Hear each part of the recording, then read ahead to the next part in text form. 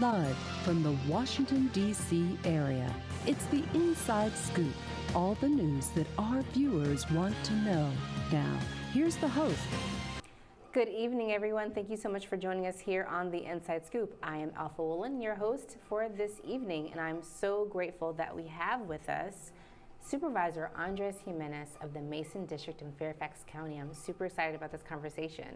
Alpha, I'm so excited to be here. It might be cold outside, but it's warm in here, and we're looking forward to a good conversation tonight. It is cold outside. Right? It's insane. You know, I was telling you earlier, I spent a decade in Chicago, and I thought I was escaping the cold air, the cold breeze, the ice, the snow, and here we are. So we're hoping to defrost a little bit over the next couple days. Exactly. So really excited to have you here on the Inside Scoop. I thought that you've been on the show before, but you haven't. So I am happy to host your inauguration here onto the show. Love it. I've obviously been watching and really excited to be on. So long-time viewer, first time in person. Wonderful. So why don't you tell the folks what made you, how did you get here? What made you run for public office? That's a great question. It's something that I kind of answer, a good bit. So basically, I grew up in West Virginia, and I can remember to this day my dad taking me into the voting booth. You know, it was a really important thing for him to show me how democracy worked. So that growing up led me to be a political science major at DePaul University in Chicago. Wow. I came back here. I spent several years working for members of Congress, for the Immigration Subcommittee, then moved over to work for Mayor Bloomberg, the mayor for New York City at the time, during his extra third time there. You know, I was doing his federal housing. We were doing his national immigration work. And I just loved it. I just became so enamored with this idea of being able to help folks and being able to really sink into some issues. After the mayor's last term, I had a choice. I knew I wanted to stay in D.C. I knew I wanted to continue to do the things that I was doing, but in what issue area, right? And so there was an opportunity to do transportation. There was an opportunity to do environment. And so I jumped at the environment, obviously having grown up in West Virginia. And back in the 80s, when you could just run around outside and not come home until it got dark and your mom was calling you for dinner, it was a different time. And I just really remember enjoying being outside, enjoying what nature had to offer, you know, going fishing and all those fun things, getting lost in the woods. And it was just a great time. And so that really made me want to really focus on the environment and environmental issues. So I ended up at Ocean Conservancy, being their head lobbyist, Democratic lobbyist. I then went on to Citizens Climate Lobby that does carbon pricing. I spent 4 years there. And then I ran my own, I ran a nonprofit called Green 2.0, and I did that for 4 years. And the foundation, the focus of that organization was to give people who historically didn't have a voice, folks in marginalized communities, in areas where climate change hits the most, that have not had a voice historically, it was to give them a megaphone. So we went about that by doing tons of events, doing Zooms, trying to figure out how we could actually grab the leaders from these communities to tell the stories about what's happening in their backyard, to their families, to their community, to their children. And we learned some amazing things, but the most important thing was giving those folks a voice that have not historically had one. At the same time, around that time, there was an opening for the Planning Commission here in Fairfax County, and Chairman McKay was amazing in offering me a position on the Planning Commission, which I served for several years. This position of supervisor became open. There was an open seat. The former supervisor retired. And I thought to myself, what better way to put all of the things that I've done, all the federal work that I've done, all the state work that I've done, to good use than serving my constituents, our residents, our neighbors.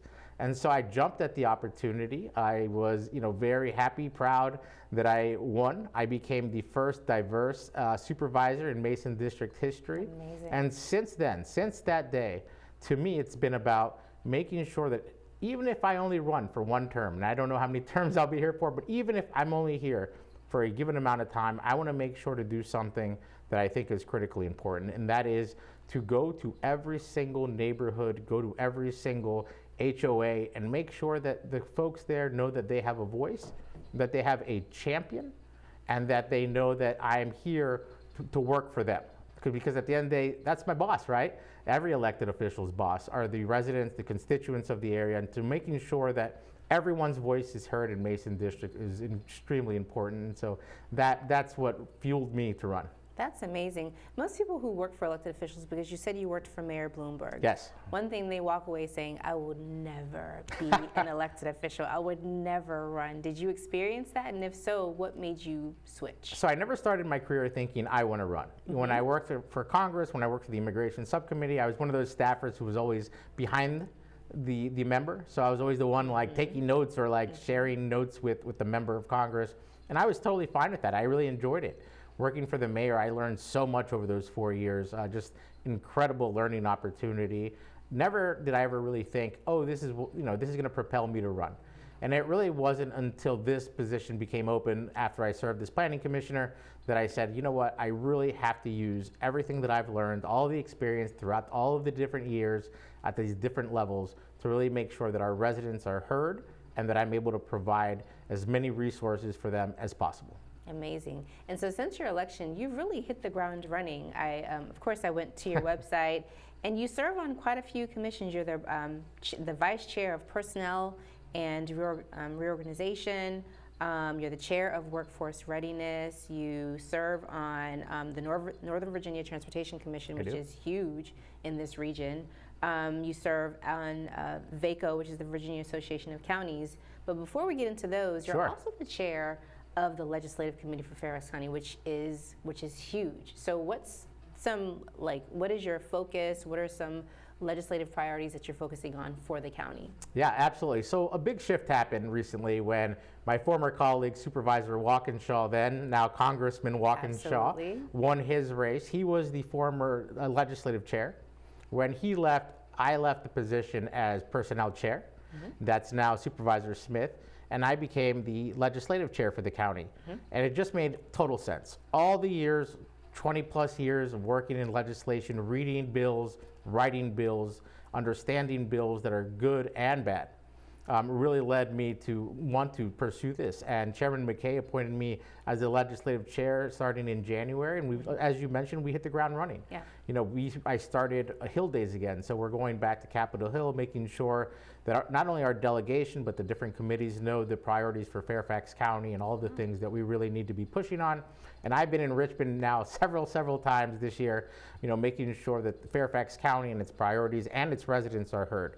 So making sure that we're doing meetings with leadership, that we're doing meetings with our delegation at the General Assembly is really, really important. And it's important for us to be there, especially because at the General Assembly, things move so fast. Right. Because it's not a full year General Assembly. So for example, in Albany, in New York, they have a full year. Wow. So things are a lot different. Here, it's kind of a sprint. All the bills are dropping. I think as of last week, 2,600 bills had already been pushed out. Obviously, not all of them passing and not all of them seeing the light of day, but it's still, we have to be tracking 2,600 bills with our team. And our legislative team for the county is excellent. They're hard at work. They're in Richmond all week. And then we come in and we do meetings with leadership or with the appropriate committees. And it's just really important for Fairfax County to have a voice in Richmond as well as on Capitol Hill so that our priorities are heard and hopefully met. I think it's so important to make that connection. I think most folks probably assume that you all are just in Fairfax County and you sit there on the dais and you're just concerned about Fairfax County, but it's really important to have someone to be the voice in the General Assembly to make sure those needs are being addressed. So are there any legislative priorities that you're really focused on right now? I think it's always, and that's a great question, but there's always a lot of things that no matter who the chair is, they're going to be pushing for things in Richmond.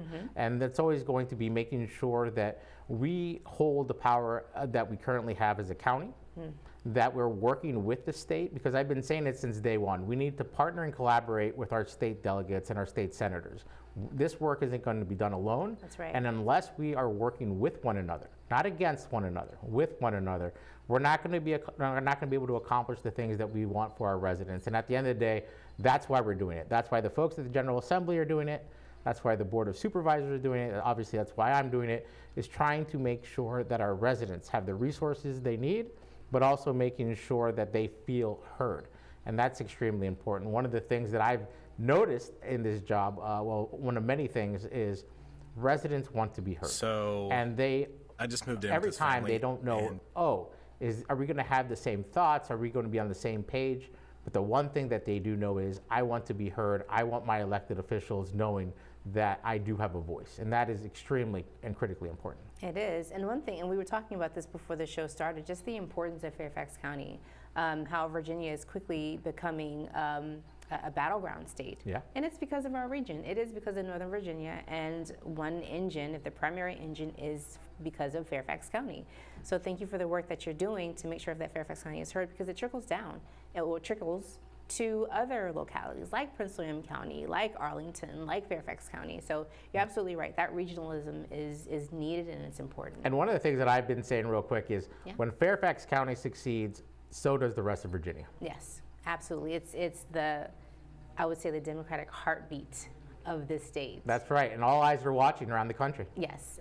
But let's get into some of the other work that you do. So as we mentioned, you're the chair of the legislative committee, but but you're also on VACO and the Northern Virginia Transportation Commission. Can you get into some projects or initiatives that you're working on in there? Yeah, absolutely. I was lucky enough to recently, last week actually, go to Richmond, and it was VACO lobbying day. And so every member from VACO that was able to make it was there, and we heard about all the new priorities that are happening. We looked at initiatives that VACO wants to push forward, and how can we as different counties come together, again, that word, collaborate and partner with one another to make sure that we're doing the best we can for our residents. And so it was everything from affordable housing, which is top of mind in Fairfax County, and we can go into that, but obviously affordable housing is key and critical to the future of Fairfax County and all of Virginia. As I'm sure you've noticed, there's a housing crisis all across the country. And the only way to address a housing crisis is to bring in more housing to satisfy the demand. Right. Housing prices won't go down. And one of the most important things that we talk about, especially as chair of the task force for workforce, is we need to make sure that those who serve our community can live in our community.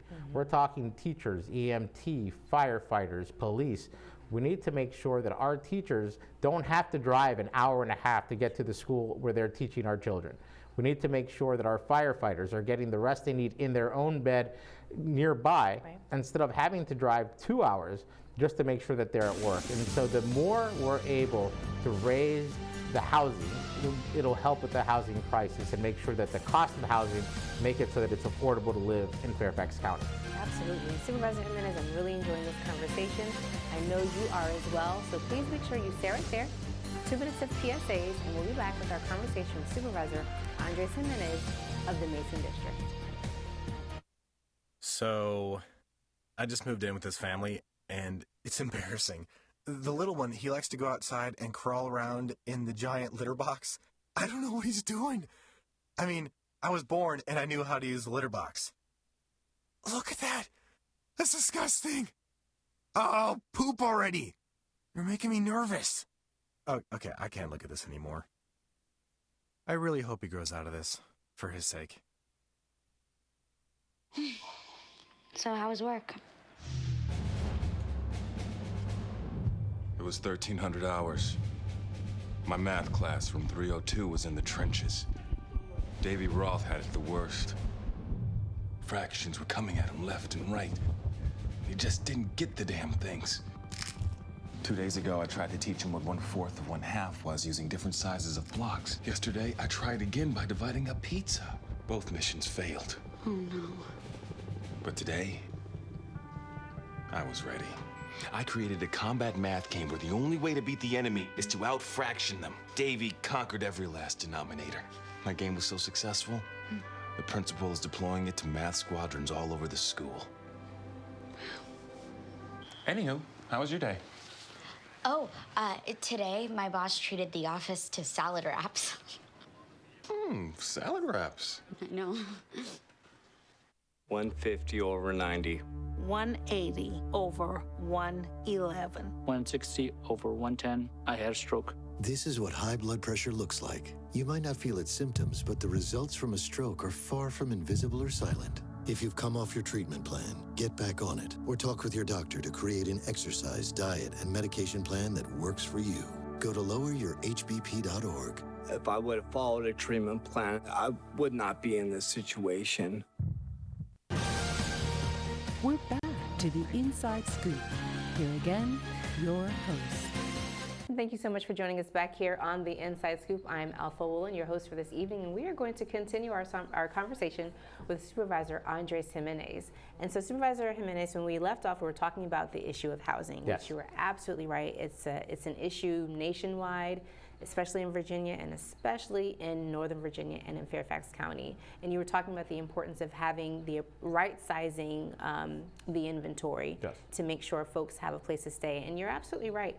When teachers, especially law enforcement, when they can do their jobs in their communities, not only is that an affordability plus for them, but that cohesion between really important services like law enforcement and education, that just builds the community. Let me tell you this story real quick. So I've gone around to every fire station, and I've sat around with our amazing men and women who serve our community, and they do such an amazing job. But one of the questions that I have for them is, okay, how many live in Mason District? Rarely a hand. Second question, how many live in Fairfax? Maybe one, maybe two. Wow. And then my last question is, who's driving the farthest? And we've heard up to Ohio. And that is ridiculous. That is also unsustainable as a county. We cannot continue to have the folks who are here to serve our community, who we want to obviously be part of our community, live nowhere near our community. That doesn't make sense.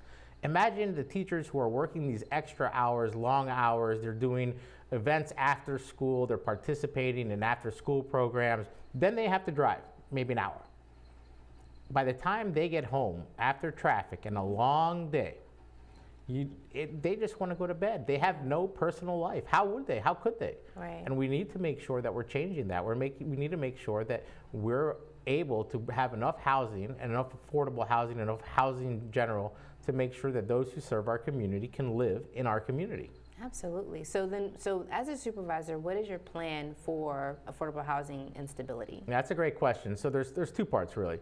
One is Chairman McKay's initiative of 10,000 homes over the next 10 years. And we're looking to really jumpstart that recently by trying to streamline the process in which developers and which home buyers can actually come build and live in the county, because right now the process is taking too long.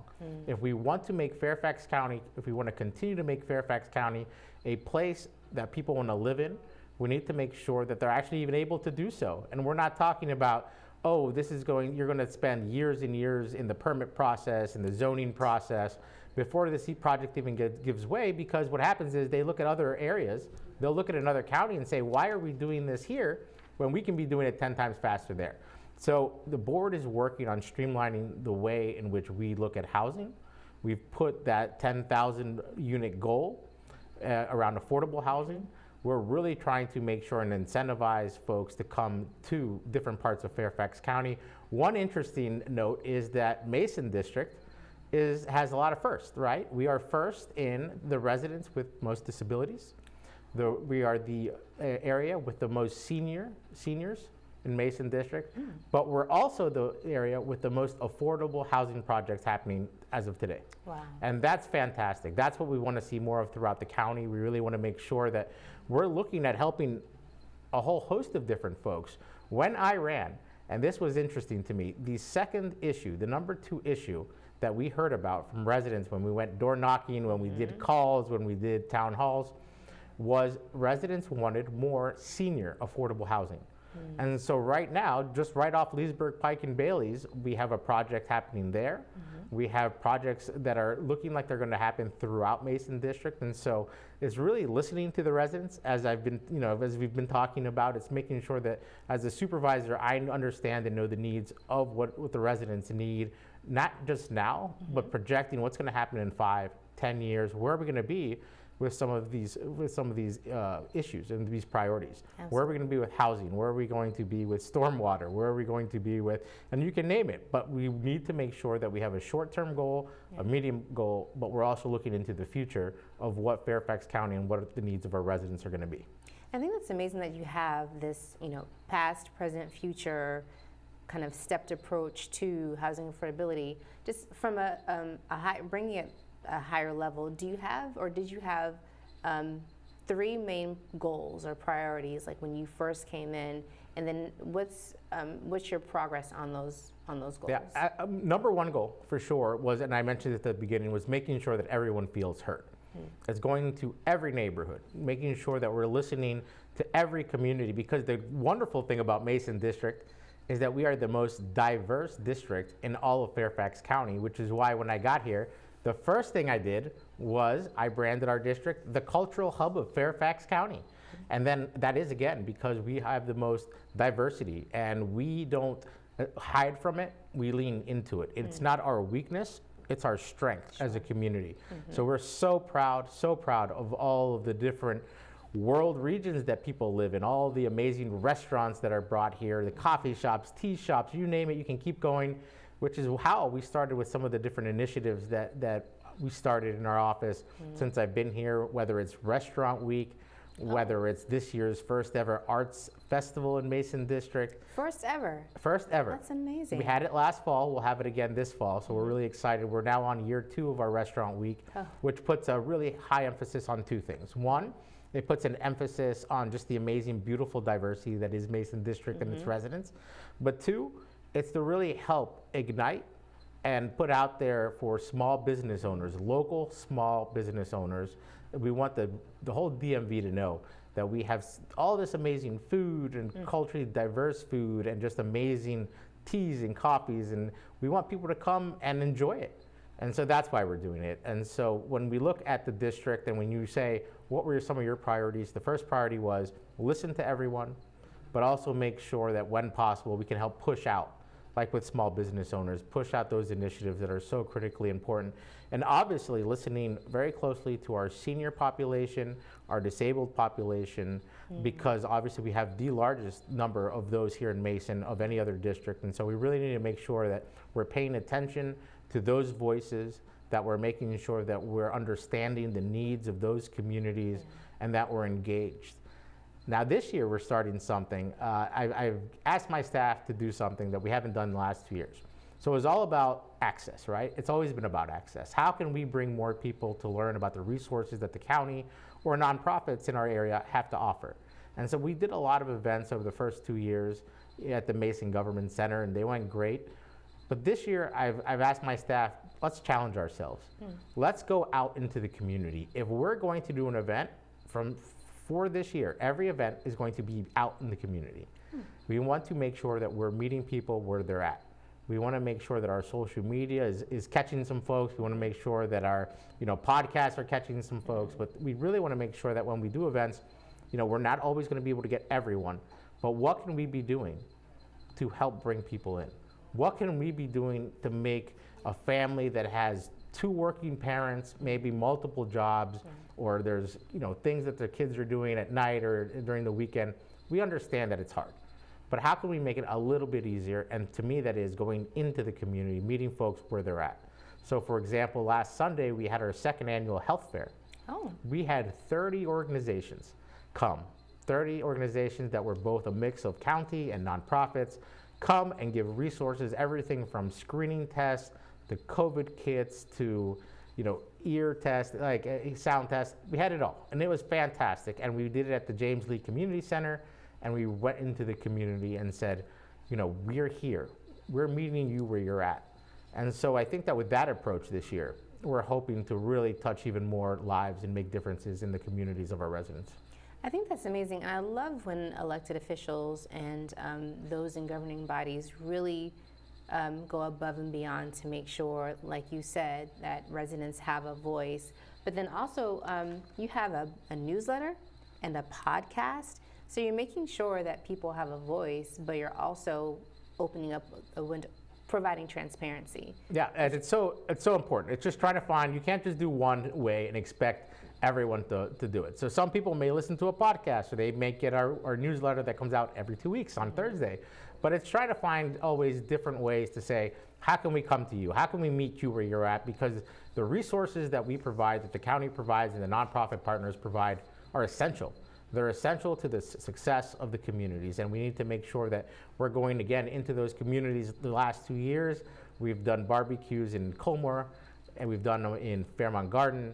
we've gone and handed out turkeys and Skyline around Thanksgiving. Again, it's about going into the community. And there's so many amazing folks that are leaders within their community. And so it's about partnering and working with them as well, because we know that they are already trusted voices. And so we want to make sure that we're aligning ourselves. We know we can't do this alone. That's one thing I've said since the very beginning when I ran. I can't do this work alone. If we are to succeed as a community, if we're to succeed as Mason District, we all need to buy in. We need to break down the silos that are there, and we need to make sure that we look at ourselves as one big tent, one big family. Mason is one, right? And that means what happens in one part of Mason impacts the other. So I'll give you an example, and this is an unfortunate example, but when we looked at the crisis with fentanyl, you know that if it's happening, for example, in one high school, let's say in Annandale, I gotta tell you, it's gonna happen to Justice High School. And it's so unfortunate, but the point is, we can't just say, oh, that's happening over there, so we feel bad, but whatever. We need to make sure that we're standing up as a community, as parents, as teachers, as leaders, and saying this is a problem that's impacting all of us. This is a problem that's going to end up potentially coming to another part of Mason. But we can't just sit idly by and wait for these problems just to continue to spread. We need to stand up as a community and say enough is enough. So I think that's a perfect segue into schools. What are some of your priorities when it comes to schools, either in all Fairfax County from a partnership perspective or just in Mason? I love that question. And my number one priority is making sure that we're working hand in hand as much as possible with our school board, because at the end of the day, Fairfax County Board of Supervisors allocates funds to the schools. And then it's up to the schools how they spend those funds. So we need to have an open line of communication with our school board, with our district school board member. In this case, it's Dr. Riccardi Anderson, who's fantastic, and we have a great relationship. But it's making sure that those lines of communication, so if something's happening, she's not the last to know, I'm not the last to know, but we're working on finding solutions when we need to as quickly as possible. So there are 22 schools in Mason District. Wow. That's K through 12, elementary, middle, high. 4 high schools, wow. Yeah, and then obviously the rest are middle school, elementary schools. I have now visited 20 of them. Wow. So we got 2 more to go, but the goal and the point of these visits is I want to open those lines of communication. And I tell the principals, what are some of the hurdles you're facing, but also tell me some of the success stories. Because I hate going into a community and just tell me all the bad things that are happening. I want to hear about the good things that are happening, because there's good things happening in every part of the community as well. So let's just not learn about the bad. Let's make sure that we're also focusing on some of the good. Absolutely. Don't go anywhere. We'll be right back here on the Inside Scoop.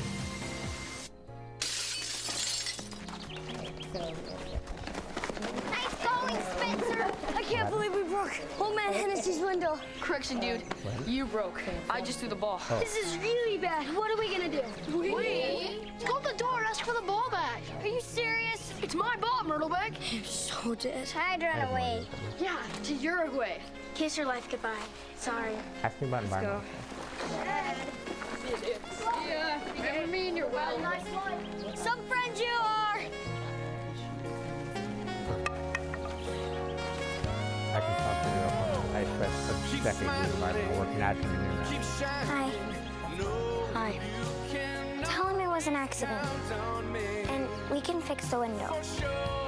Come on. I'll come with you. Loyalty. Pass it on. You go first. A message from the Foundation for a Better Life.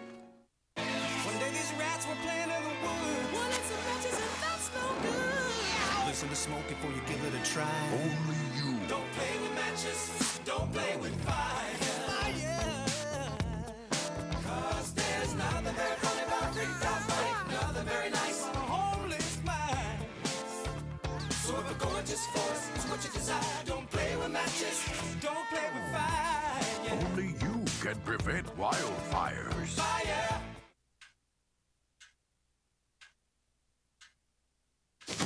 Awkward. I'm the awkward silence. You try to avoid me, then there I am again. But an awkward silence can be a great thing. Like Kelly here is about to demonstrate. You haven't really been yourself lately. Are you okay? Find out how you can help a friend with their mental health at seizetheawkward.org. We're back to the Inside Scoop. Here again, your host. Thank you so much for joining us back here on the Inside Scoop. I am Alpha Woolen, your host, and we are going to continue our conversation with Supervisor Andres Jimenez. And when we were left off, we were talking about just initiatives and the importance of education and what you're doing with schools. But I want to segue a bit into, because I know you have a really robust background in environmental policy. It's a passion. Absolutely, and we need more of that. But specifically, what are the biggest quality of life environmental issues that Mason District is facing right now? Absolutely, and I think that there's a whole host, everything from tree canopy coverage to stormwater, which is a major case, not just in Mason District, but in Fairfax County itself and many other regions. But that stormwater is basically happening because back in the day when we designed our neighborhoods, we didn't design them thinking of how many people there'd be in Fairfax County.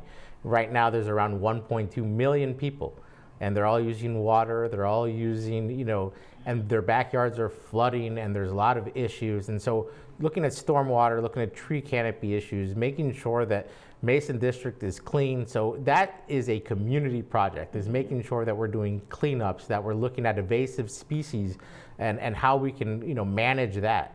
Those are really big initiatives. There's some great groups, Friends of Homes Run, that do a lot of work with invasive species. There's great groups that are looking at stormwater issues, canopy issues. And so it's working with, collaborating, partnering with your local LCVs and Sierra clubs. Chesapeake Climate Action Network has been a great partner. And so it's really making sure that, again, the work can't be done by one person. We need the group, we need advocates, we need citizens, we need folks who are willing to say, I can come out at 10 a.m. and pick up some trash. And that's something that our office has gone out and done a lot of. One goal for this year, for example, is maybe around Earth Day is really partnering with some of these groups to push out some initiatives around collection of trash that's on the side of the highway, it's on the side of like Route 50. Sure. And so it's really making sure that when your neighborhood and your community look nice, you're gonna feel nice, right? Because if you go somewhere and people are throwing wrappers all over the ground, you feel less interested in that area. You're like, well, it's already a dump. I'm not gonna add to it, but this looks like a dump. We don't even know how we're gonna solve this. When you go into a community and everything's very clean and you notice that people are recycling and putting trash into the actual trash cans and the trash bins and that those bins are being collected, you feel a sense of pride about your community. And that's what I want to get back to. I want to make sure that we're feeling a sense of pride in our community. And then there's the larger issues. We talked a little bit earlier about how I'm the legislative chair for the county. One of our initiatives is looking at environmental issues and how we can get back to some of the things that we left off the table during our last governor.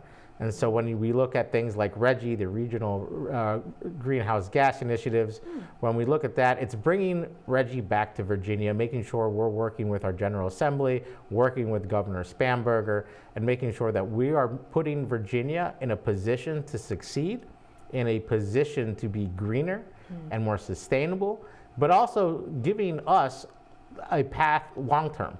It's not just looking at it 1 year after 1 year, but how are we going to make ourselves a greener Virginia if we're not working on some of the initiatives now? And there's some great organizations, as I've mentioned, who are doing just terrific work, some really great advocates on the ground.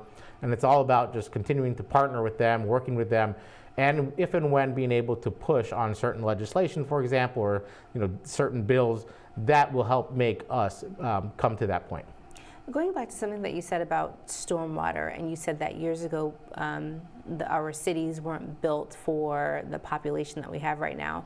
I think, so how far back, because I know where I live, the building was built in 1964. And 50s and 60s seem to be the majority of where some of these houses, communities came from.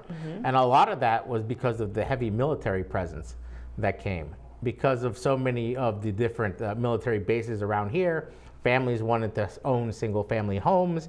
They moved into into a lot of these neighborhoods. We just didn't plan it. It wasn't planned to be able to sustain the amount of folks, the amount of residents, and that number is going up. As I mentioned, we're a county of 1.2 million. There's cities that are at 1.2 million, let alone a county. Yeah. Do you think there's an education opportunity for residents so they can understand why decisions need to be made at the county level or maybe even the state level when it comes to environmental policy? There are, and it's upon us as supervisors, and to be honest, every elected official has a responsibility to really give their constituents the education piece that sometimes is missing. A lot of times with our residents on several issues, it's not about the fact that they don't want to, or they don't care.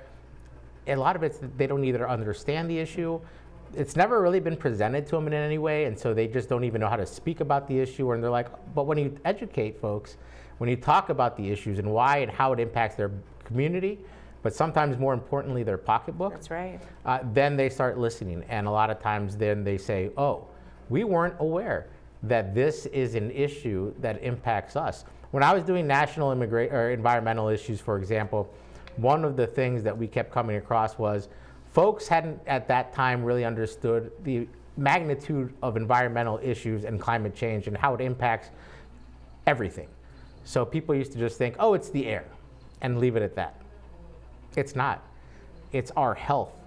It's our mental health. It's food. It's housing. Environmental and climate issues impact everything. And so when I think that folks are starting to understand, they get to know, and they're educated on issues that they're not familiar with, then they can start caring.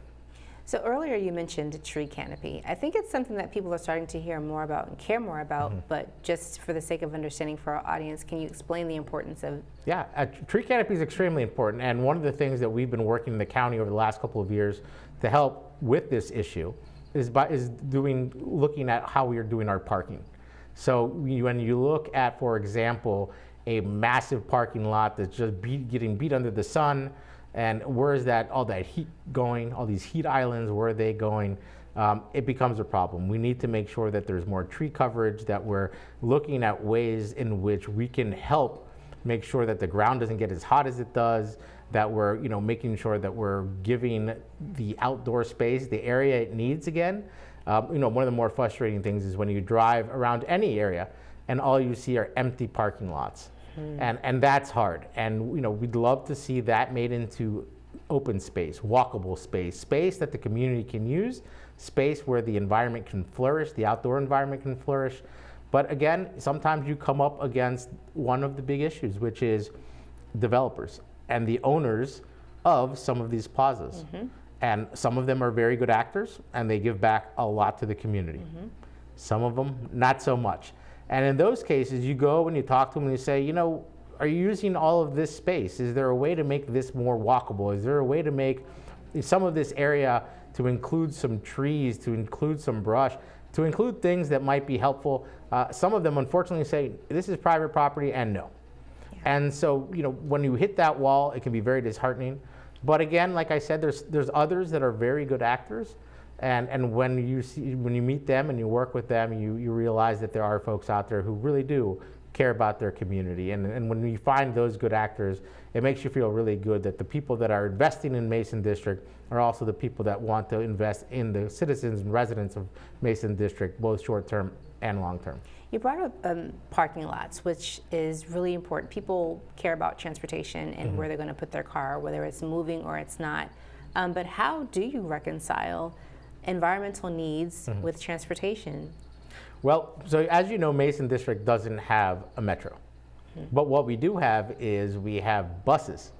And we are excited that moving forward, there's going to be a rapid bus transit going right down 50, right down Leesburg Pike, right down Bailey's, Seven Corners, and these amazing areas that could really use more investment in public transportation. And so looking at that and seeing that that's actually moving, and that it's moving quickly with some of our regional partners, that makes for some exciting news. So I think that moving forward, hopefully in the not so long term, residents will have even more opportunities and more ways to access public transportation. Sure. I think speaking of transportation and accessibility, that's always good for small business. Yes. So what are some of your initiatives or some things that you've done to help small businesses and minority or immigrant-owned businesses in Mason District? Absolutely. So I think right off the bat, it's Restaurant Week. It's making sure that, so year one of Restaurant Week, we had 10 restaurants participate, and it was great. And with like anything, year one, you kind of skip and you run into some hurdles and you try to figure it out for next time. Right. Year two, we had 20 restaurants participating. 20 local small businesses wanted to participate, and I think that's fantastic. And when you look at some of the actors, some of the restaurant owners, some of the folks that are doing this, they live in Mason, they live near Mason or in Fairfax, they care about their local community, they care about their neighbors, they care about the folks that are coming into their restaurant, and I think that that's fantastic to see. Obviously, there's small business days throughout the year, and so that, we're really trying to amplify and use again all of our tools at our disposal, whether it's social media, whether it's a podcast or going out and speaking. There's different opportunities for us to be able to really push forward local small business owners. Well, let the record show, this is on public record, that I want free tickets. Yes. To Restaurant Week. I can't wait We'll go together. Okay, fantastic. You just tell me what kind of food you like, and I'm sure because of the amazing variety of food in Mason District, we'll have something for you. I can't wait. So when is Restaurant Week? Well, Restaurant Week just happened. Oh, I missed it. You missed it. Don't worry. In the fall, we'll do it again. It'll be great. We'll send you an invitation. Great. So we're thinking August, September. September-ish. Yeah, I think so. Yeah, we just want to make sure that the weather's good. Yeah. Because clearly we don't want to do it in February or January. Right. So we just want to make sure that people can safely go to the restaurant of their choice and have a nice meal. So Wonderful. Definitely good weather is going to be good. Awesome. Yeah. So let's talk about redevelopment. What are some, it sounds like Mason District is prime real estate for redevelopment. Are there any redevelopment initiatives or projects that you want to highlight? Absolutely. So, recently you have Innova that's coming into the Lincolnia area, which is very exciting. Mm-hmm. Downtown Annandale, there's about 286 condos that are coming up. Mm-hmm. They've already broken ground, and that's really going to change the landscape of downtown Annandale for the better.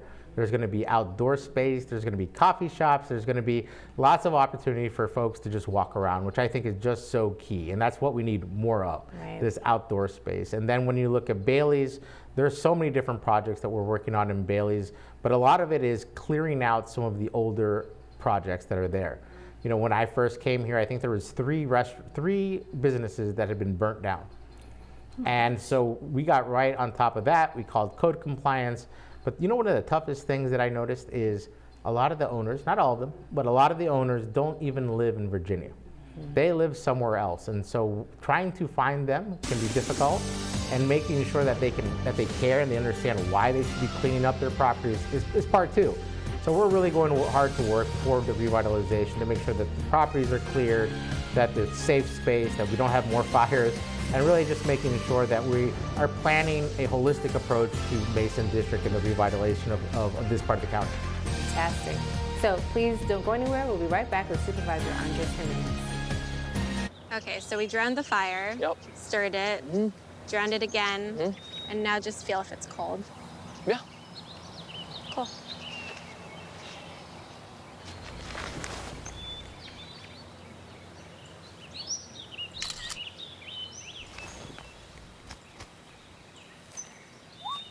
Smokey just gave me a bear hug. I know. I already posted it.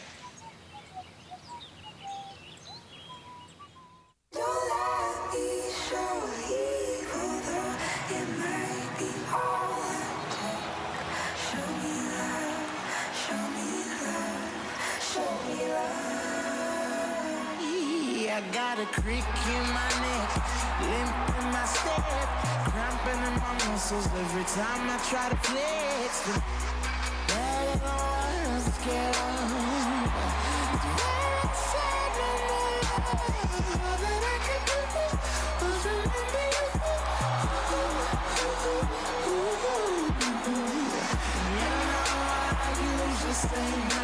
But if you throw me love, I'll throw you some more.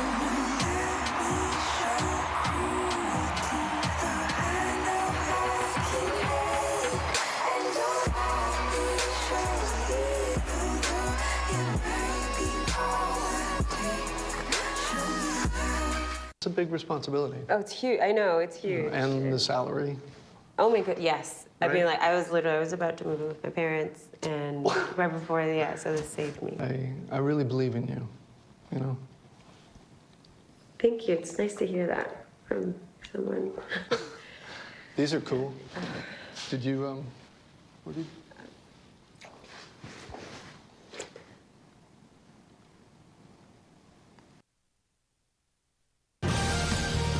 We're back to the Inside Scoop. Here again, your host. And thank you so much for joining us back here on the Inside Scoop. Again, I'm your host, Alpha Woolen, and we are going to continue our conversation with Supervisor Andres Jimenez. We're talking about just redevelopment and its role in building up Mason District. You were talking about owners of these properties and these, maybe they're businesses that don't live, they're not local. So how do you mitigate something like that? Yeah, I mean, we really have to use the law. And we have to use the law to the farthest extent. And so it's making sure that we're obviously reaching out first to some of these owners. And when it comes time to, if we need to, we take those next following steps. And we hope we don't have to get to those points, but it's sometimes, with some properties we do. And again, some property owners, once in a while will be like, oh, sorry, like this was not on my radar. Thank you for letting me know. We didn't know what had happened. We didn't know that this had happened.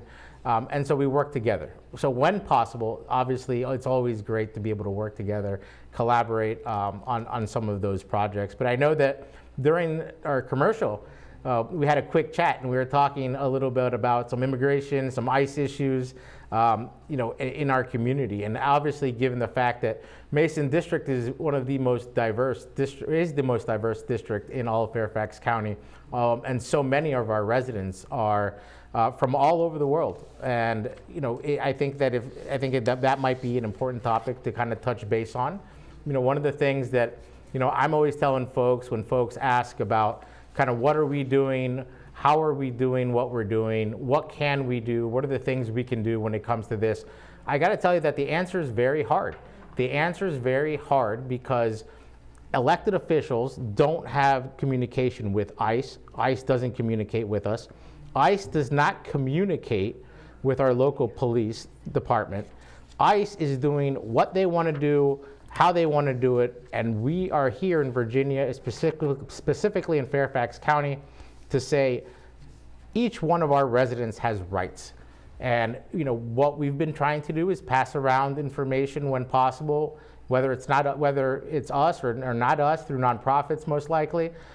Get to know your right packets. Making sure that the folks that are most impacted know what their rights are, know what they shouldn't be doing, know what the rights of ICE aren't, right? Because now we're hearing that some folks in ICE are wearing police jackets. So they're confusing the folks that they many times are unlawfully trying to get, right? And it's breaking up families, it's breaking up communities, and it's not right.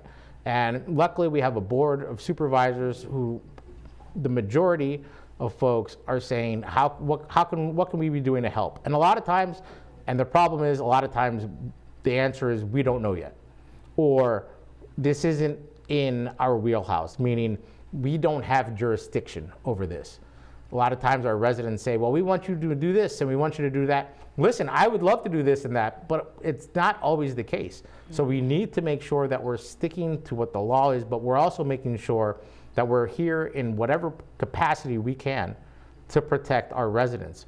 Right now, one of the best ways that we know what's happening on the ground, and I just mentioned that recently around Seven Corners and around Annandale, there have been ICE raids. We've had ICE raids at Colmore and Fairmont Gardens, is hearing from the leaders that are on the ground. Yes. Because we can't be there on the ground because they come at such different times. Again, they do not communicate with us whatsoever. Not before, not during, not after. So we're working with our champions on the ground, with groups like Legal Justice Aid and other groups to say, okay, how can we figure out what is even happening? And it's scary, and people are scared, and communities are scared, and children are scared, parents are scared. I'm not going to tell you the school, but I recently went to one of my visits to the school, and the principal says, do you see this child here? She told me last week that her parents were going into hiding. When I was in second grade, my biggest worry was, what's in my lunch and who can I trade something with, right? The long-term impacts of what is happening to these children and their sense of self, their sense of, dignity is being thrown out the window. It's being thrown out the window by an administration that just doesn't care. Yeah. And that's a problem. I think I can't stress enough the importance of people hearing from their elected officials, from their leaders. You're absolutely right. People are scared. People are fearful.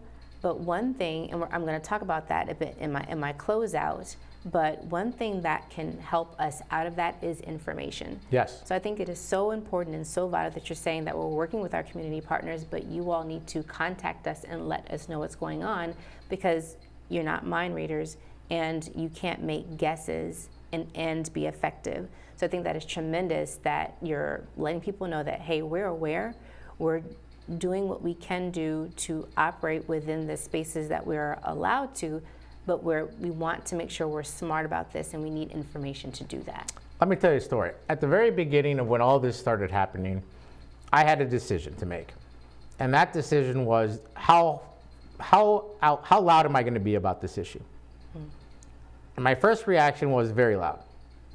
And my second reaction was, Andres, if you want to be smart about this, think through this. The louder you are as a Hispanic supervisor, as someone who represents some of the most culturally different groups in all of Fairfax County, we have a huge Hispanic population, we have a very big Ethiopian population, and Korean population. I could keep naming all the amazing backgrounds of our amazing residents. But if I come out, and this was my thought, if I come out and I am very loud, the target isn't going to be on my back. I'll be fine. The target is then going to be put on our residents' back. And then that is my responsibility. I'm the one who did that to them. Because I need to speak up. I now put a target on their back, someone in Washington saying, oh, these are our neighbors, our community, let's make an example. If he wants to speak up, let's make an example out of, it's not me, it's the residents. And I struggle with that quite a lot. I still struggle to that to this day. But at some point, we need to speak up. At some point, enough is enough. At some point, if our elected officials aren't willing to stand up and speak about what's right, even if there are unfortunate negative consequences, then it's on us because we didn't speak out. Absolutely. And this just goes back to what you were saying earlier about collaboration. Like you said, this cannot be solved with one person. You can't do it alone. Just the Board of Supervisors in Fairfax County can't do it alone. From a regional, even from a state perspective, we can't do it alone. We have to have partnerships. We have to talk about it. We have to draw attention, but like you said, be smart about it. So for those that want to, we have about 2 minutes left, for those that want to partner with you, how can they get in contact with you? Absolutely, and I think that you'll be showing our contact for the office. Feel free to reach out to us, but not just me. Feel free to reach out to other local elected officials or state elected officials. Everyone cares, and we all need to be hearing from our constituents and our residents because, again, they're our boss. They're the reason we're here. They're why I'm doing what I'm doing. I'm here to serve them. That's literally what my job is about. And so when we hear about all these stories, when we hear about what's happening, as heartbreaking as it is, we need to continue to hear about it. That's right. Because if we stop hearing about it, we think, oh, then everything's fine, or things must be over. And they're far from it, unfortunately. And when you turn on the TV and you wake up in the morning and you take a big deep breath and say, what am I going to see today?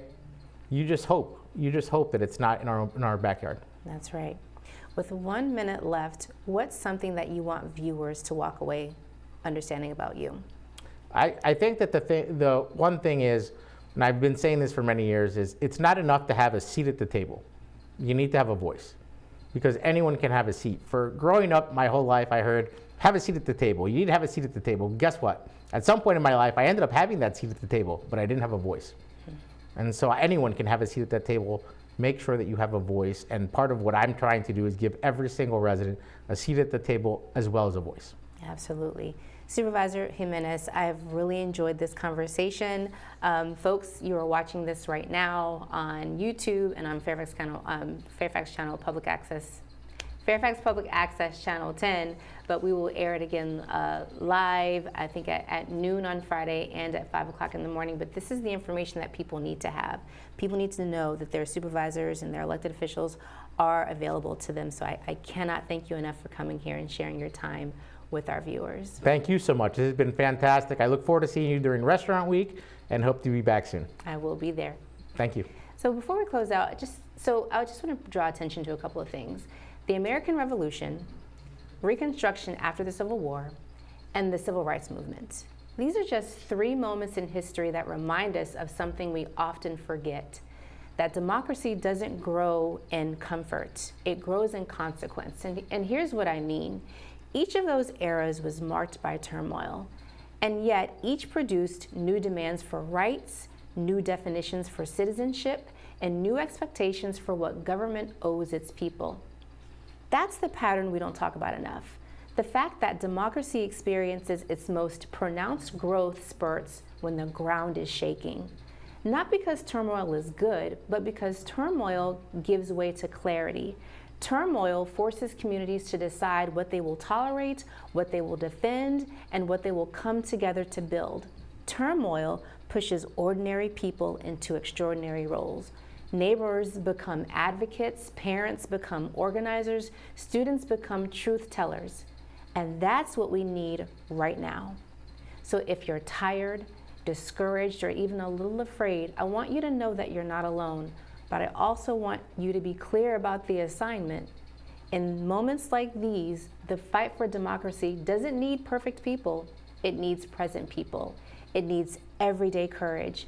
That means you show up informed, you ask better questions, you vote consistently, and you hold power accountable, but all while without losing your humanity. So as we close tonight's episode of Inside Scoop, I will leave you with this. Fear by nature is temporary. It rises fast and it speaks loudly, but it crumbles when we face it together. On the other hand, courage by substance is long-standing. Courage outlives the moment. So, tonight, take a deep breath, get in the movement, and use your voice for good. And remember that democracy grows in times of struggle, but it cannot grow without you. Thank you so much for joining us here on the Inside Scoop. We will see you next week.